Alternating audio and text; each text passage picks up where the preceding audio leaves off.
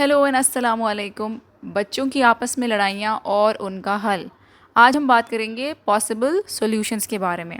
Number one is negative feeling जो भी है आपके बच्चे की अबाउट देयर सिबलिंग, उसको आपने डिसमिस नहीं करना, उसे आपने एक्नॉलेज करना है। फॉर एग्ज़ाम्पल, अगर बच्चा आपसे आके कहे कि आप ज़्यादा वक्त मेरे छोटे भाई को देती हैं या बड़ी बहन के साथ ज़्यादा प्यार करती हैं, तो आपने उस फीलिंग को रिजेक्ट नहीं करना कि नहीं नहीं ऐसा बिल्कुल नहीं है, अभी तो मैंने आपके साथ खेला है।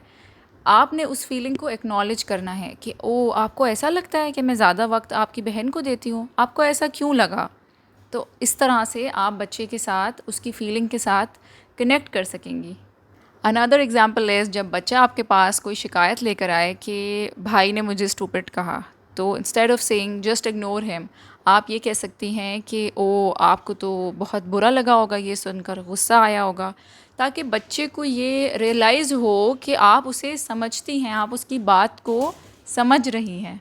नंबर टू इज़, बच्चे को अपनी फीलिंग्स एक्सप्रेस करने के लिए आप क्रिएटिव आउटलेट्स, क्रिएटिव आइडियाज़ दें। जैसे कि नंबर वन इज़, अगर वो अपने बहन या भाई को मार रहा है तो आप ये कह सकती हैं कि you can show me your feelings on this question, कि वो क्वेश्चन को पंच कर ले या कोई बॉल दे दें कि इसको किक कर ले, ताकि वो अपनी फ्रस्ट्रेशन निकाल सकें। नंबर टू इज़, आप उसे पेपर दे सकती हैं कि you can draw how angry you are feeling या हाउ अपसेट यू आर।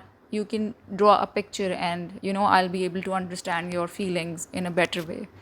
ये आप कह सकती हैं। नंबर थ्री, इसकी एग्जांपल ये होगी कि अगर थोड़ा सा बच्चा बड़ा है तो आप उसको कह सकती हैं कि आप भाई को लेटर लिखें कि आपको कितना गुस्सा आ रहा है या आपको कैसा लगा जब उसने ऐसा कहा आपसे। तो क्रिएटिव आउटलेट्स देने से बच्चों को ये समझ आता है कि वो अपनी गुस्से को या फ्रस्ट्रेशन को कैसे चैनल कर सकते हैं। और जैसा कि मैंने अभी कहा कि हर्टफुल बिहेवियर को हमने स्टॉप करना है और साथ बाउंड्रीज़ भी सेट करनी है।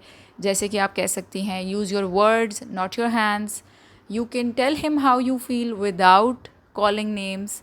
तो इस तरह के रिमाइंडर्स आपने देने हैं।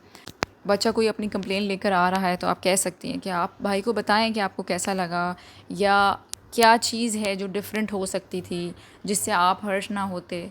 तो कम्युनिकेशन इनकरेज करें। और बहुत ज़रूरी बात ये कि बच्चों को आपस में हरगिज़ कंपेयर नहीं करना।